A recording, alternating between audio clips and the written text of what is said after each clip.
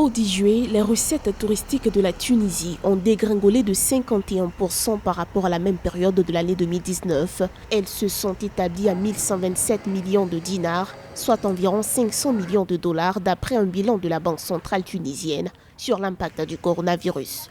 D'après l'institution, le service de la dette extérieure cumulée a lui grimpé de 10%, comparé à 2019. Il est clair que le tourisme aura du mal à se relever. L'impact du point de vue économique est là. Du point de vue économique, le problème reste entier en Tunisie. Donc, essayer de parier sur la période touristique actuellement sans préparer cette période touristique du point de vue sécurité, traitement avec les gouvernements des pays d'où vont venir les touristes qui sont surtout européens en Tunisie actuellement, eh bien ce n'est pas une bonne préparation. Pour empêcher une propagation désastreuse du coronavirus sur son territoire, la Tunisie a très tôt fermé ses frontières dès le 18 mars.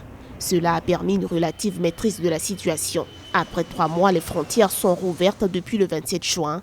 Les autorités veillent à renforcer le dispositif sanitaire pour rassurer les touristes. Parmi les piliers de l'économie, le tourisme représente près de 8% du produit intérieur brut du pays. La Tunisie a évité le pire parce que le secteur de la santé a fait son travail. Les gens veulent venir. Ils ont confiance, mais encore faut-il qu'il y ait une coordination. Les gouvernements doivent s'attacher à préparer leurs programmes, que ces programmes soient visibles et qu'ils aient à rendre des comptes.